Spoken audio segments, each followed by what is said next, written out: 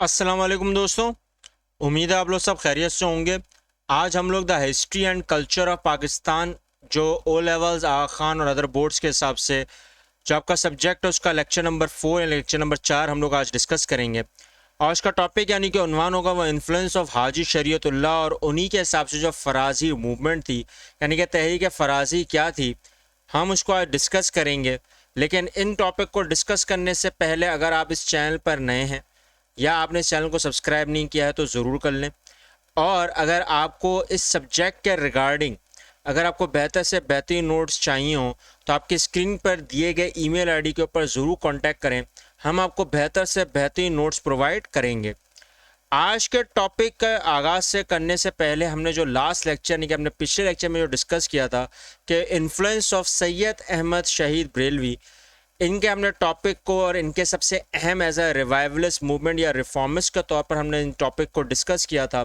अगर आपने इस टॉपिक को नहीं देखा है तो इस टॉपिक को देखने के बाद अगर आपको कोई चीज़ समझ ना आए तो मेरे साथ ज़रूर शेयर करें। मैं इस टॉपिक का लिंक करंट टॉपिक के आखिर में रख दूंगा। ठीक है बेटा।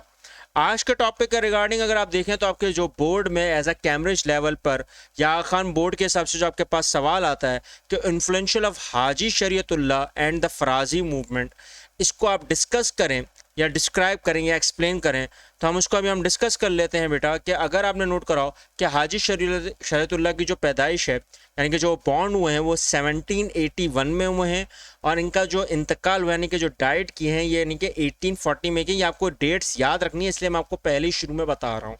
ठीक है बेटा, ये आपसे एमसीक्यूज में पूछ ली जाती हैं। अगर देखा जाए तो हाजी शरीयतुल्लाह का जो अहम था वो फरीदपुर बंगाल में पैदा हुए। ठीक है बेटा।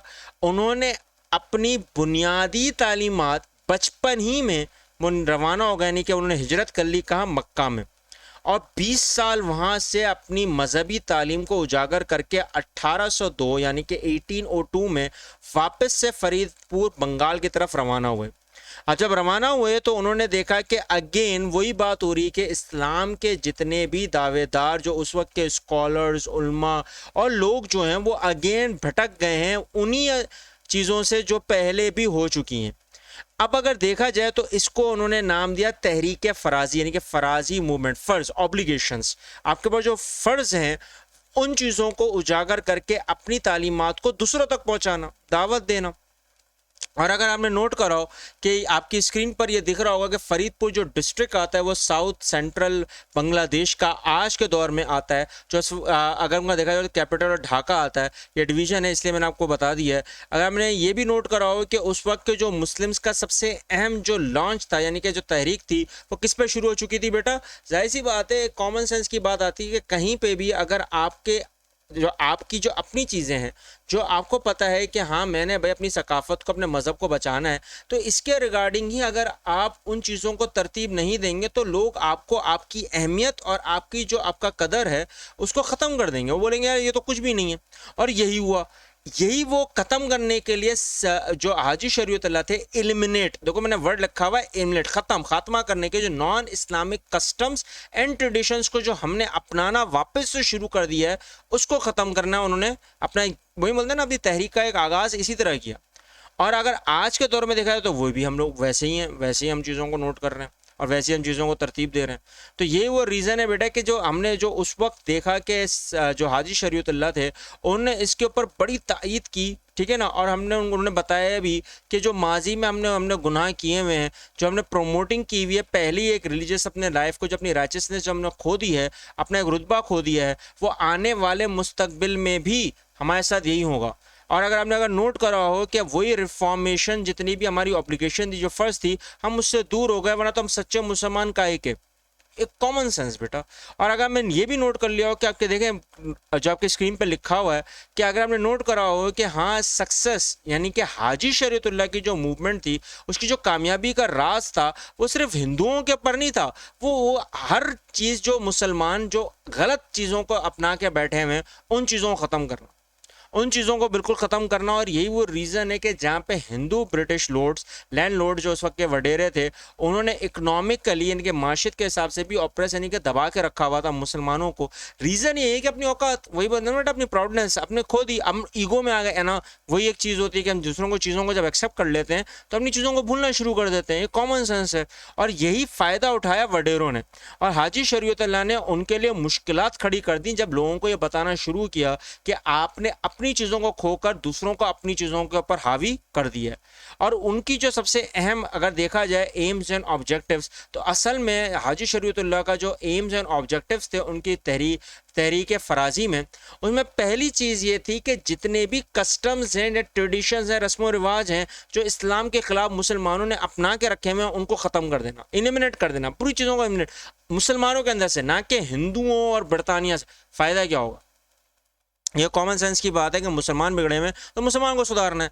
अब ये अगर देखा जाए तो उनका दूसरा मकसद क्या था कि जहाँ पर मुसलमान भटक गए तो उनकी मदद करना, हेल्प करना, किस लिहाज से कि वो अपने राइट वे ऑफ डायरेक्शन पर आ जाएं, उनकी एक सिंध मिल जाए। उनको पता है कि हमने क्या गलत है और क्या सही है, हमने उसको रखते हुए अपने आगे देखना है और आगे बढ़ना है। यही वो रीज़न थे कि तीसरे नंबर पर अगर देखा जाए पॉइंट में, तो जितनी भी इस्लामी तालीमात थी कुरान और सुन्ना के हिसाब से उनको उजागर करना। ये नहीं कि जंग करना या कुछ नहीं, मुसलमानों को अपने ही दिमाग से, अपनी ही चीज़ों से, अपनी चीज़ों को अपनाना। अपनी चीज़ों से क्या मतलब है? कुरान और सुन्ना और उन चीज़ों को अपनाना। अगर वही अगर अपने फ़र्ज़ को भूल गए, क्योंकि बेटा जिसने रसूल की अतात की उसने अल्लाह की अतात की, और जिसने अल्लाह की अतात की उसने रसूल की भी अतात करनी। ये तो कॉमन सेंस की बात है। और यही वो तालीमात थी जिस पे अमल करना, टू एक्ट अपॉन द इस्लामी टीचिंग्स ऑफ इस्लाम। क्योंकि मुसलमानों के अगर अमल में ही नहीं होगी वो चीज़ तो फजूल है।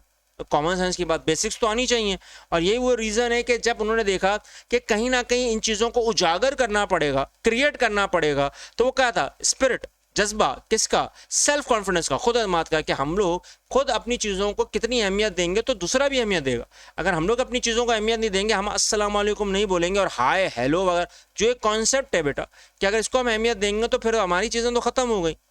और जबकि हमारी चीज़ लोग एक्सेप्ट करते हैं कि हम लोग तो खुद अमन पसंद हो गए। हम लोग बेहतरीन इंसान ही नहीं अगर हम लोग अमन पसंद ना हो। मुसलमान एक बेहतरीन अमन पसंद बंदा है, तभी तो वो सबसे बेहतरीन। अब वही बात होती है कि इंसानियत का कॉन्सेप्ट ही यही है। वो बेहतरीन मुसलमान ही नहीं हो सकता जब तक उसके अंदर इंसानियत ना हो, और इंसानियत मुसलमान के अंदर इसलिए क्योंकि अमन कायम करता है। तो ये वो चीज़ें थी जो उजागर करनी थी किसके अंदर? मुसलमानों के अंदर, और उन्हीं की तालीमात को आगे बढ़ाना था। अब उस तालीमात में अगर देखा जाए, जो पांचवा सबसे बड़ा पॉइंट था कि जितना भी हमारा इखलाकी अकीदा था उसको ख़त्म कर दिया था, हमने उसको उजागर करना था। अब वही बात होती है कि इम्प्रूव करना, सुधारना, अपने मज़हब को, अपने अखलाकी जो किरदार है उसको सुधारना। क्योंकि अब बंगालियों का सिर्फ ये मैटर नहीं था, पूरे उन मुसलमानों का मैटर बन चुका था जहाँ पर हम लोग अपनी चीज़ों को खुद खो रहे थे। अब यहाँ पर अगर एक मिसाल दूँ कि अगर एक हिंदू, एक मिसाल दे रहा हूँ, ऐसा तो नहीं है कि उस वक्त के ज़माने में हुआ नहीं है, लेकिन हुआ है। सती का कॉन्सेप्ट का अगर देखा जाए, जो ब्राह्मण्स में और क्षत्रियाज में बहुत आम हो चुका था कि कहीं पे भी कुंवारी लड़की का अगर उसका शौहर मर जाता था तो उसको जला दिया करते थे कि वो अमर हो जाए। ये कॉन्सेप्ट में भी मुसलमानों का ही हक था कि उस वक्त रोक रहे थे। उस वक्त मुगल भी रोक रहे थे इन चीज़ों को। वो इसलिए रोक रहे थे कि अपने जो इखलाकियात, जो किरदार था इखलाकी किरदार, उसको अपना रहे थे, वो भूल गए। अब ये जो भूलने का कॉन्सेप्ट है वो आप समझ गए हो कि हम लोग बहक जाते हैं, वो तो एक अलग ही कॉन्सेप्ट है। लेकिन अगर आपने अगर एक भी नोट करा हो कि आखिरी पॉइंट जो था वो क्या था? Safe guard the rights of the Muslim. अच्छा, मुस्लिम्स का जो उस वक्त का जो महफूज करना था वो राइट्स। अब वो राइट क्या था? मजहबी तालीमात, अपनी रस्म व रिवाज को कायम करना, अपनी जो सकाफत है इस्लामी कल्चर को उसको आगे प्रमोट करना। ये सारी चीज़ों का कॉन्सेप्ट आया किधर से? हाजी शरीयतुल्लाह की तरफ से। हाजी शरीयतुल्लाह ने अगेन यही वो चीज़ें मुसलमानों को उजागर करने पर मजबूर कर दी। लेकिन क्या हम लोग नोट करो बेटा कि आज के दौर के हिसाब से जो सबसे अहम किरदार आ रहा था हाजी शरीयतुल्लाह का, जब उनका इंतकाल हुआ तो उस वक्त उनके बेटे मोहम्मद मोहसिन इलियास, जो जिनको दूदू मियाँ कहा जाता है, दादू मियाँ नहीं कहा जाता, दूदू मियाँ कहा जाता है बेटा, अगर आपने अगर नोट करो तो उन्होंने फराजी मूवमेंट को आगे बढ़ाया और जितनी भी आला हाथ जो हाई एडमिनिस्ट्रेटर्स थे उस वक्त के हिंदू लैंडलॉर्ड से उनको ख़त्म किया। ईस्ट बंगाल के ऊपर जितनी भी डिवीजन हुई थी, सर्कल्स के ऊपर जितना भी कंट्रोल था, उसमें एक सबसे अहम कंट्रोल था खलीफा का। वो कॉन्सेप्ट को उजागर किया क्योंकि समाजी और रूहानी लिहाज से यानी कि सोशल और स्पिरिचुअल वेलफेयर के हिसाब से लोगों का उस वक्त मुसलमानों का जितना भी एतबार था वो किसका था, खलीफा के ऊपर। यही वो मदद मिली कि जितने भी जो भी हमारे ऊपर जो लगान लगाया गया था, टैक्सेस जो गलत तरीके से हमारे एक्सेसिव ऊपर किए गए थे हिंदूज और ब्रिटिश लैंडलॉर्ड्स की तरफ से, उनको भी उजागर किया गया कि ये गलत हो रहा है। मुसलमान, क्योंकि मुसलमान अपनी चीज़ों को जब खोदेंगे बेटा तो आपके पास जो गलत हो रहा होगा वो भी सही लगेगा। कॉमन सेंस की बात है ये। जो गलत और सही में जो फर्क हो जाए, खत्म हो जाए, तो जहाँ गलत हो रहा होता है वहाँ सही लगना शुरू, जहाँ सही हो रहा होता है वहाँ कहीं गलत लगना शुरू। ये कॉमन सेंस की बात है, फितरती अमल है। और यही वो बात थी कि मोहसिनुद्दीन साहब ने अपोज किया पेमेंट ऑफ टैक्सेस को, अदायगी या लगान को, क्योंकि जाहिर सी बात है बेटा जो अनरेस्ट था, जो उस वक्त का सबसे अहम रुझान बन चुका था, जिहाद अगेंस्ट द ब्रिटिश गवर्नमेंट, उसको भी तो देखना था। क्योंकि मुसलमानों को ब्लेम ही इसी बात पे किया जाता है कि बरतानिया ने डिफीट किया है किसको, मुसलमान, क्योंकि उनकी अथॉरिटी थी। अपनी चीज़ों को हमने ख़त्म कर दिया था। हम लोग जब अय्याशबाज खुद हो जाएंगे, हम लोग अपनी चीज़ों को खुद खोना शुरू कर देंगे, हम अपनी चीज़ों को खुद अहमियत नहीं देंगे, तो ऑब्वियसली मैं फिर बोल रहा हूँ कि थर्ड पर्सन आपकी अहमियत को कुछ नहीं देगा, कोई नहीं देखेगा। वो बोलेगा कि भाई जब ये अपनी चीज़ों का अहमियत, अपने उसूलों को ये उजागर नहीं कर रहा है, अपनी चीज़ों को अहमियत नहीं दे रहा है, अपने समाजी, सियासी, माशी अखलाकियात को आगे बढ़ा नहीं रहा है, तो कॉमन सेंस की बात है कि आपके मज़हब को कोई एक्सेप्ट भी नहीं करेगा, देखेगा भी नहीं। हम लोग अगर ख़ुद उन चीज़ों पे अमल करके आगे नहीं बढ़ाएंगे तो आपका उस मज़हब के साथ कोई रिगार्डिंग ही नहीं है। एक कॉमन बेसिक्स तो पता हो, बेसिक्स बुनियादी चीज़ों पर तो अमल कर सकते हैं कि झूठ नहीं बोलना, धोखा नहीं देना, फरेब नहीं करना, तकलीफ़ नहीं देनी, इन चीज़ों को तो हम लोग कॉमन सेंस के तौर पर इस्तेमाल कर सकते हैं। लेकिन हम लोग तो आज मुसलमान होकर सबसे आखिरी जो ईमान का रुतबा है, आखिरी जो बचा हुआ है, जो अल्लाह की कुदरत की तरफ से हमें मिला हुआ है, हमने उसको भी छोड़ दिया। किसी को तकलीफ़ ना दें वो भी देना शुरू कर दिए, चाहे वो ज़बान से दें। अब आप समझ जाओ, आप लोग खुद समझदार हो बेटा। और यही वो रीज़न है कि उस वक्त हाजी शरीयत अल्लाह ने इन चीज़ों को बहुत ज़्यादा अहमियत दी, और इसी वजह से मुसलमानों की जो बेदारी थी उस वक्त जो ख़त्म हो चुकी थी, वापस से उजागर किया। अगर आज के लेक्चर में अगर आपको कोई चीज़ समझ ना आई तो मेरे साथ ज़रूर शेयर करें, कमेंट करें। और आपको अगर कोई चीज़ों का इल्म हो या सर्वे हो बेटा, रिसर्च हो, तो वो भी मेरे साथ ज़रूर शेयर करें, कमेंट करें। इस चैनल को सब्सक्राइब करके उन लोगों, उन बच्चों तक पहुँचाएँ जो ला इल्म है। मिलते हैं नेक्स्ट लेक्चर में। अल्लाह हाफिज़।